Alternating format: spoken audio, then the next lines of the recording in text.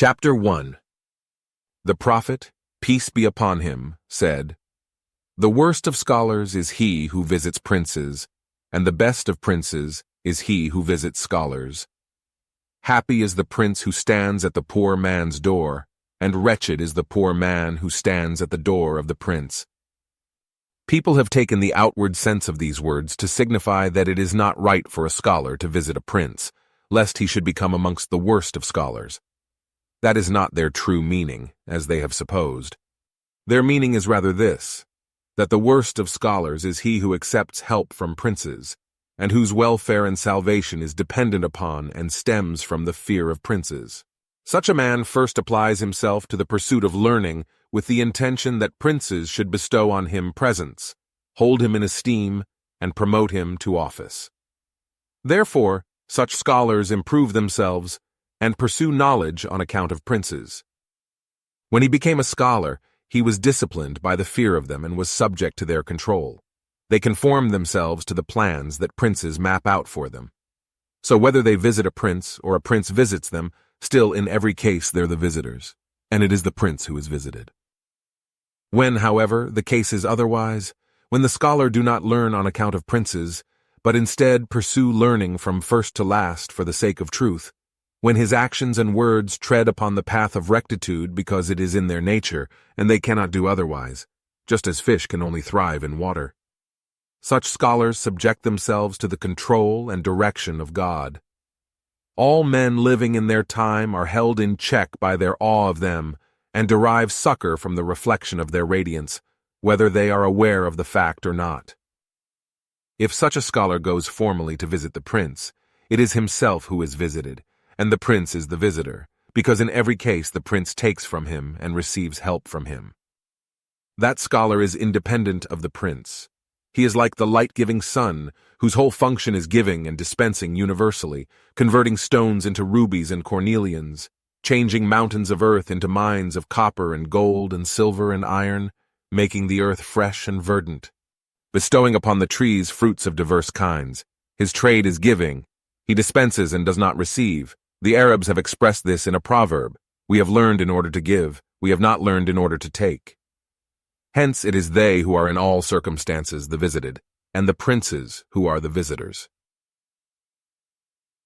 Chapter 2.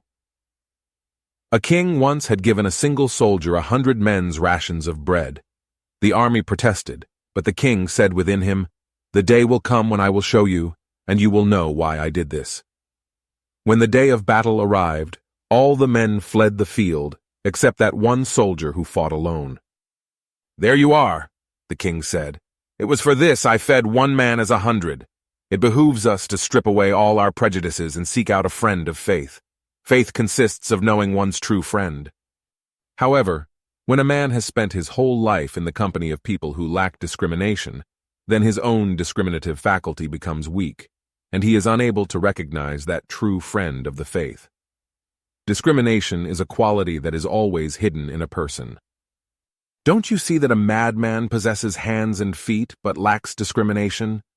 Discrimination is a subtle essence within you, yet day and night you have been occupied with nurturing the physical form that does not know right from wrong. Why have you devoted all your energies to looking after the physical, entirely neglecting that subtle essence? The physical exists through that essence, but that essence in no way depends on the physical.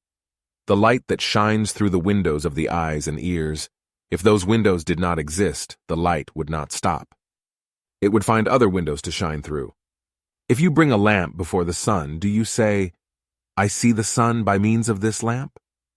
God forbid, if you did not bring the lamp, the sun would still shine. What need is there for a lamp? This is the danger in associating with kings. It is not that you may lose your life. We must lose our life in the end anyway. Whether today or tomorrow does not matter. The danger arises from the fact that when kings enter upon the scene, and the spell of their influence gains strength, becoming like a great dragon, the person who keeps company with them, claims their friendship, and accepts money from them, will inevitably speak in accordance with their desires. That person will listen to the king's evil views with the utmost attention, and will not be able to deny them. That is where the danger lies. in that it leads to the detriment of the true faith. When you cultivate the interest of kings, that other interest which is fundamental to the spiritual life becomes a stranger to you. The more you proceed down the path of kings, the more that direction where the beloved dwells becomes lost. The more you make your peace with worldly people, the more the beloved turns away from you. Going in their direction renders you subject to their rule. Once you have turned down their path, in the end God gives them power over you. Chapter 3. Someone asked, "Is there any way nearer to God than prayer?" The Master replied, "Yes, but it is also prayer. It is prayer without the outward form. This outer form of prayer is the body of prayer, since it has a beginning and ending. The words Allahu Akbar are the beginning of formal prayer, and its end is the salutation peace. Similarly, the profession of faith is not merely the formula uttered on the tongue, for that formula too has a beginning and an end. Everything which is expressed in words and sounds and has a beginning and an end is form and body. Its soul is unconditioned and infinite, and has neither beginning nor end." Now Muhammad, who invented the Muslim prayer, said, "I have a time with God not contained by any prophet, nor limited by any angel next to God." Hence we realize that the soul of prayer is not the outer form alone. Rather, it is a complete absorption, a state without room for these outward forms. Gabriel himself, who is pure reality, cannot be found therein. It is related of our Master, the Sultan of the Learned, Pole of the world, Baha al-Haq wal-Din, that one day his companions found him in a state of complete absorption. The hour of prayer arriving, some of his disciples called out to our Master, "It is time for prayer." Our Master did not heed their words, so they rose up and occupied themselves with the prayer. However, 2 disciples stayed with our Master and did not stand up to pray. Now one of the disciples who was praying was named Kavajagi. It was shown to him clearly, in his inward heart, that all those who were at prayer were standing behind the Imam, with their backs turned to Mecca, whereas the 2 disciples who had borne our Master company had their faces turned towards Mecca. Inasmuch as the Master had passed away from any sense of personal identity, so that his self no longer remained, having been consumed in the light of God, he had become the light of God. Whoever turns their back on the light of God and faces the wall of their prayer niche has surely turned their back on Mecca. For God's light is the soul of the Mecca-ward direction. After all, these people who turn their faces to Mecca, it was the Prophet who made the Kaaba to be the place of turning in prayer for all the world. How much the more is he the place of turning, for whose sake Mecca was appointed. Chapter 4.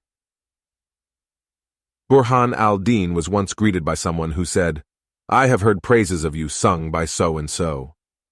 Burhan al-Dīn replied, "Wait until I see what sort of a man he is, whether he is of sufficient rank to know me and to praise me. If they know me only by word of mouth, then they do not truly know me. For words do not endure, syllables and sounds do not endure. This body, these lips and this mouth will not endure. All these things are mere accidents of the moment. But if he likewise knows me by my works, and if he knows my essential self, then I know that he is able to praise me and that that praise belongs to me." This is like the story they tell of a certain king. This king entrusted his son to a team of learned men. In due course, they taught him the sciences of astrology, geomancy, and so forth, until he became a complete master, despite his utter stupidity and dullness of wit. One day the king took a ring in his fist and put his son to the test. "Come, tell me what I am holding in my fist." "What you are holding is round, yellow, and hollow," the prince answered. "You have given all the signs correctly," the king said. "Now say what it is." "It must be a sieve," the prince replied. "What?" cried the king. "You know all the minute details, which would baffle the minds of men. How is it that out of all your powerful learning and knowledge, this small point has escaped you, that a sieve will not fit in a fist? But as for what is truly of importance and touches us more closely than anything else, namely our own self, this your great scholars do not know. They make statements about everything, saying, this is true and that is not true, This is right and that is wrong. Yet they do not know their own self, whether it is true or false, pure or impure. Now these attributes of being hollow and yellow, inscribed and circular, are merely accidental. Cast the ring into the fire and none of them will remain. It will become its essential self, purified of all these attributes. So it is with the signs or details they give of anything, whether science, act, or word. They have no connection with the substance of the thing, which alone continues when all these signs are gone. They speak wisely, expound at great length, and finally pronounce that what the king has in his hand is a sieve. They have no knowledge at all of that which is the root of the matter, which is a thing's essential self or essence. I am a bird. I am a nightingale. If they say to me, make some other kind of sound, I cannot. My tongue is what it is. I cannot speak otherwise. However, those who learn the sound of birds are not birds themselves. On the contrary, they are the enemies of birds and their captors. They sing and whistle so others will take them for birds. Ask them to produce a different sound, and they can do so, because that sound is merely assumed by them. It is not truly their own. He is able to make other sounds because he has learned to rob men of their household goods and to show a different kind of linen filched from every home. Chapter 5. A dervish once entered the presence of a king. The king addressed him, "O ascetic." "You are the ascetic," the dervish answered. "How can I be an ascetic?" the king demanded, "since the whole world belongs to me?" "Ah, you see things the opposite of what they are," replied the dervish. "This world and the next and all that there is to possess, these all belong to me. I have seized the whole world. It is you who have become satisfied with a mouthful and a rag. Wherever you turn, there is the face of God. This face runs and extends infinitely and forever. True spiritual lovers have sacrificed themselves for the sake of that face, desiring nothing in return. The rest of men are like cattle. Though they are cattle, yet they are deserving of favor. Though they are in the stable, yet they are acceptable to the Lord of the stable. If he so desires, he transfers them from this stable and brings them into his private pen. So in the beginning, when man was non-existent, God brought him into existence, then transferred him from the pen of existence into the world inanimate, then from the pen of the world inanimate into the vegetable, then from the vegetable to the animal, then from the animal to man, then from man to angel, and so ad infinitum. God revealed this present world in order that you may acknowledge the other stages which yet lie ahead. He did not reveal it so that you should disbelieve and say, "This is all that there is." A master craftsman demonstrates a craft and an art in order that the apprentices may have faith in him and acknowledge and believe in the other arts which he has not yet demonstrated. A king bestows robes of honor and presents and lavishes kindness on his subjects so that they may look forward to receiving other gifts from him and may hang hopefully upon future purses of gold. He does not give them these things for them to say, "This is all that there is." The king is not going to confer any other blessings, and so make do with that amount. If the king knows that any subject is going to say that and take that for granted, he will never confer any blessing whatsoever upon him. The ascetic is one who sees the hereafter, while the worldling sees only the stable. But the chosen ones of God, who have true knowledge, see neither the hereafter nor the stable. Their eyes are fixed on the first thing, and they know the beginning of every matter. When the expert sows wheat, he knows that wheat is going to grow. In short, he sees the end from the beginning. So it is with barley and rice and so forth. Since he sees the beginning, his eyes are not fixed on the end. The end is known to him in the beginning. Such men are rare. Those who see the end are of the middling kind, while those who are in the stable are the cattle. It is pain that guides a man in every enterprise. Until there is an ache within him, a passion and a yearning for that thing arising within him, he will never strive to attain it. Without pain, that thing remains for him unprocurable, whether it be success in this world or salvation in the next, whether he aims at being a merchant or a king, a scientist or an astronomer. It was not until the pains of birth manifested in Mary that she made for the tree. Those pangs drove her to the tree, and the tree that was withered became fruitful. The body is like Mary. Every one of us has a Jesus within him, but until the pangs manifest in us, our Jesus is not born. If the pangs never come, then Jesus rejoins his origin by the same secret path by which he came, leaving us bereft and without portion of him. Chapter 6. An Arabic-speaking poet once came into the presence of a king. Now the king was a Turk and did not even know Persian. The poet had composed in his honor some brilliant verses in Arabic and had brought these with him. When the king had taken his seat on the throne and the courtiers were all present and duly stationed, commanders and ministers each in his place, the poet rose to his feet and began to recite his poem. At every passage meriting applause, the king nodded his head, while at every passage provoking astonishment he looked amazed. Similarly, he took note of every passage expressing submission. The courtiers were astounded. "Our king did not know a word of Arabic," they murmured amongst themselves. "How is it that he nodded his head so appositely? He must have known Arabic all these years and kept it secret from us. If we have ever uttered any incivilities in Arabic, then woe betide us." Now the king had a favorite slave.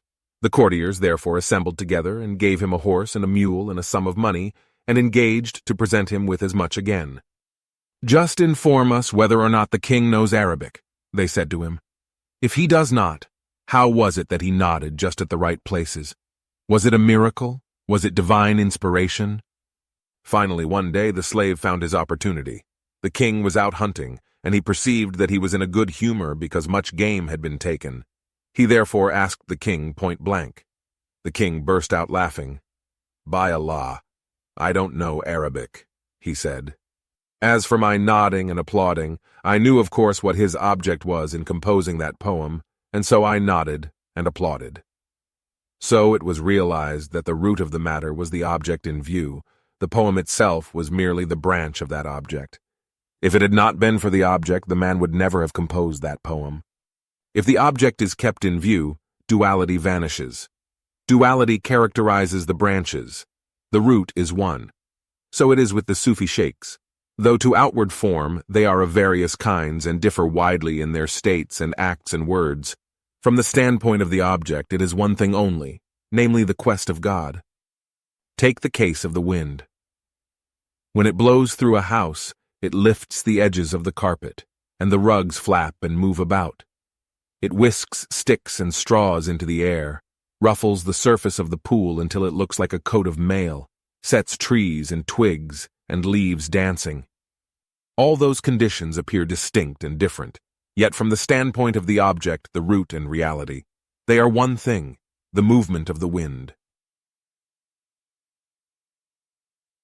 Chapter 7. A certain king was sitting, dejected, on the bank of a river. The generals were nervous and afraid of him. His face would not clear up no matter what they tried. Now he had a jester, whom he treated as a great favorite. The generals promised the jester a certain sum of money if he could make the king laugh. So the jester approached the king, but despite all his efforts, the king would not so much as look at him. The king kept staring into the river and did not lift his head at all. "What do you see in the water?" the jester asked the king. "I see the husband of an unfaithful wife," the king replied. "King of the world," the jester said, "your slave is also not blind. So it is in your own case. If you see something in your fellow that pains you, after all, they also are not blind. They see exactly what you see. In God's presence, two eyes cannot coexist. Either die before God, or God will die before you, so that duality will not remain. But as for God's death, that is both impossible and inconceivable, for God is the living, the immortal. So gracious is he that if it were at all possible, he would die for your sake, so that duality might vanish. Now since it is not possible for him to die, then you must die, so that he may reveal himself to you, so that duality may vanish. Tie two birds together, and despite their congeniality, and the fact that their two wings have been changed to four, they will not fly. That is because duality persists. But if you tie a dead bird to a living bird, it will fly, because duality no longer remains. There was once a servant of God who had the power to sacrifice himself for the sake of a friend. He prayed to God for that friend, but God did not accept his petition. Then came a voice who said, "I do not want you to help him." The servant of God persisted and would not cease his requests, saying, "O God, you have implanted this desire for him, and it will not leave me."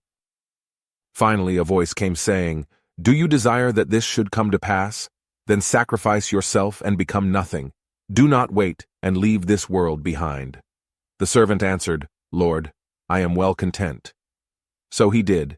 He gambled away his life for the sake of that friend, and his desire was accomplished. If a servant of God can possess such grace as to sacrifice his life, of which one day's portion is worth the life of all the world from first to last, does not the Creator of grace also possess this grace? It would be absurd to think otherwise. But since it is not possible for God to pass away, at least you can pass away. Chapter 8. The son of the Atabeg entered. The master said, "Your father is always occupied with God. His faith is overwhelming and reveals itself in his words." One day your father said, "The people of Rum have urged me to give my daughter in marriage to the Tartars, so that our religion may become one, and this new religion of Muslimdom can disappear." I said, "When has religion ever been one? There have always been two or three, and they have always had war and fighting between them. How do you expect to make religion one? It will be one only in the next world, at the resurrection. As for this present world, it isn't possible here, for here each religion has a different desire and design. Here unity is impossible. It will be possible only at the resurrection, when humanity becomes one and all people fix their eyes on one place, and all have one ear and one tongue. Within us are many things. There is mouse in us, and there is bird. The bird carries the cage upwards, while the mouse drags it down. 100,000 different wild beasts are together within us, but they are all converging on that moment when the mouse will renounce its mousehood and the bird its birdhood, and all become one. For the goal is neither going up or down. When the goal shows itself clearly, it will be neither above nor below. Once a man has lost something, he looks left and right, in front and behind. Once he has found that thing, he no longer searches above and below, left and right, in front or behind. All at once he becomes calm and collected. Similarly, on the day of resurrection, all people will be of one eye, tongue, ear, and understanding. When 10 people share a garden or a shop in common, they speak as one, their concern is one, and their preoccupation is one, since their objective has become one thing, and so it will be on the day of resurrection. Since the affair of all will be with God, they will all become one. Chapter 9.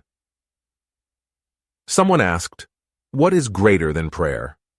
The master said, "One answer is that the soul of prayer is greater than prayer, as I have already explained. A second answer is that faith is greater. Prayer is a series of daily actions, while faith is continuous. Prayer can be dropped for a valid reason or can be postponed, but it is impossible to drop or postpone faith for any excuse. Faith without prayer is beneficial, whereas prayer without faith confers no benefit. Another point, while the prayer of every religion is each quite different, still, faith does not change from religion to religion. The states that it produces, its place in life, and its effects are the same everywhere. There are other advantages to faith, but their discovery depends upon the inward awareness of the listener. Each listener is like flour in the hands of a dough maker. Words are like water sprinkled on the flour according to the moisture needed. But unless the water soaks in, it cannot make dough. Chapter 10. Someone said, "A man came who wanted to see you. He kept saying, 'I wish I could have seen the master.' The master said, 'He does not see the master at this moment, because in truth the desire that filled him, namely to see the master, was a veil hiding the master.' So it is with all desires and affections, all loves and fondness that people have for every variety of thing. Father, mother, heaven, earth, gardens, palaces, knowledge, things to eat and drink. The lover of God realizes all these desires are truly the desire for God, and they are all veils covering humanity's eyes. When we pass into the next world and behold reality without these veils, then we realize all those were veils and coverings, and that our true quest in reality is for one thing. All difficulties are then resolved. We hear in our hearts the answer to all questions, and everything is seen clearly, face to face. It is not God's way to answer every problem separately, but with one answer all questions are satisfied. All at once the total struggle is resolved. In the same way, in winter everyone puts on warm clothes and a leather jacket, and then creeps for shelter from the cold. So too all plants, trees, and shrubs, bitten by the cold, remain without leaves and fruit, storing and hiding their goods and nourishment inwardly, so that the grasp of winter will not reach them. When spring, in a single epiphany, answers their requests, then all their various problems, whether human, animal, or plant, are resolved, and those secondary causes disappear. Then all put forth their heads and realize the cause of their misery. God has created these veils for a good purpose, for if God's beauty were displayed without a veil, we would not have the power to endure it. Through the intermediary of these veils, we derive life and enjoyment. Look at the sun. Through its light we can distinguish good from bad and find warmth. Trees and orchards become fruitful from its heat, and their fruits, unripe, sour, and bitter, become mature and sweet. Through its influence, mines of gold and silver, rubies and carnelians are produced. But if the sun, which through intermediaries bestows so many benefits, were to come nearer, it would bring no benefit whatsoever. On the contrary, the whole world and every creature would be burned up and destroyed. When God makes revelation through a veil to the mountain, it too becomes fully arrayed in trees and flowers and verdure. However, when God brings revelation without a veil, it destroys the mountain and breaks it into atoms. Someone interposed the question, "Well, isn't this the same sun in the winter?" The master answered, "There is neither camel nor lamb." Likeness is one thing, comparison is another. Although our reason cannot comprehend that thing, however it may exert itself, yet how shall the reason abandon the effort? If our reason gave up the struggle, it would no longer be reason. Reason is that thing that perpetually, night and day, is restless while thinking and struggling, striving to comprehend, even though God is unknowable and incomprehensible. Reason is like a moth, and the beloved is like a candle. Whenever the moth dashes itself against the candle, it is consumed and destroyed, but the moth is this way by nature. No matter how much that consuming flame and agony may hurt, the moth cannot fly from the candle. If there were another creature like the moth that could not fly away from the light of the candle and dashed itself against that light, that would not be a mere comparison, that would be a moth itself. But if the moth dashed itself against the light of the candle and the moth were not consumed, that indeed could not be a candle. Therefore, the human being who can do without God, lacking even the desire, that is no human being at all. But if they are able to comprehend God, that indeed could not be God. So the true lover is never free from striving. They revolve restlessly and ceaselessly around the light of the majesty of God. And God is he who consumes man and makes him nothing, destroying the veil of their reason.